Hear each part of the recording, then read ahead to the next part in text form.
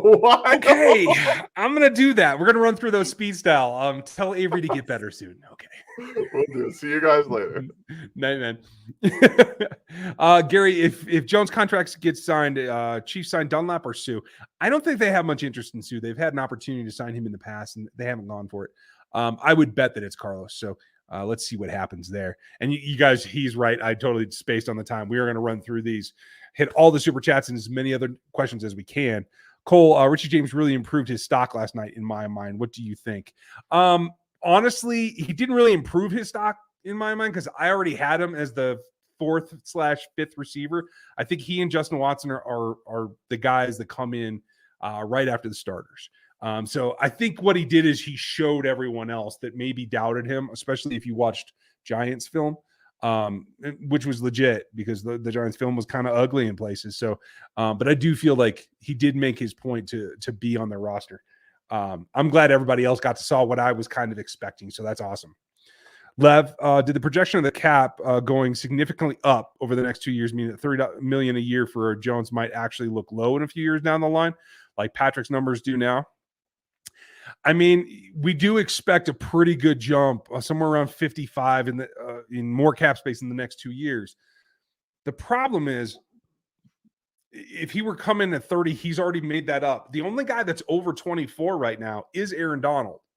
So the fact that the younger and next guy to get it, and Quinton Williams just got an extension at 24 a year, I think that kind of offsets some of that. The defensive tackle market doesn't rise as quickly as quarterbacks do.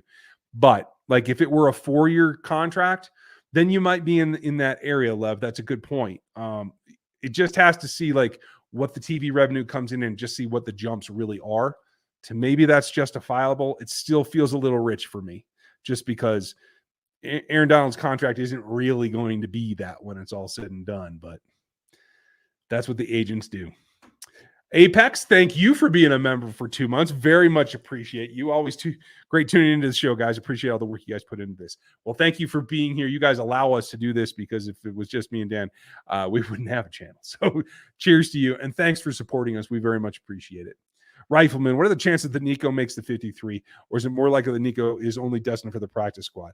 I'm just talking about this year. I think he's destined for the practice squad because there's just too many guys to beat out. But after that, you start talking about the longevity of MVS, the longevity of Watson, and then I think there's room. We have to see, obviously, was she there? Richie James is 27 years old as well. So I think after 2023, there's a much better chance that he can get on the 53. But I think right now, he is the 8th guy on my list, which designates him for the practice squad, which I think is great because I think he's already got some juice. And in the case of a catastrophic injury, he's a guy you can pull up from the practice squad and feel really good about. So I like that concept myself. Thanks, Rifleman. Logan, thank you. What do you think of Chris's tweets today? I only saw one of them. Like, I work during the day, so I'm not paying a whole lot of attention to Twitter. I wouldn't get too wrapped up in it. I think right now he's just building the hype. He might be, excuse me, he might actually be trying to preload the public when he does get a giant contract. And for those that don't think he's worth it, so he can say, hey, look, I'm funny too. I wouldn't read too much into social media. That doesn't really control things, but Chris is Chris. So appreciate you. Thanks for the support, pal.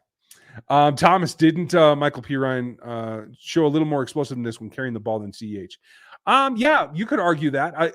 I liked what I saw from him, that's for sure.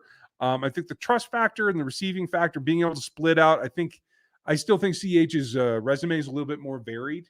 But maybe that's enough to show that if you were able to move on from CH and get some kind of value back, maybe you do that because Pirine's there and because you have Prince.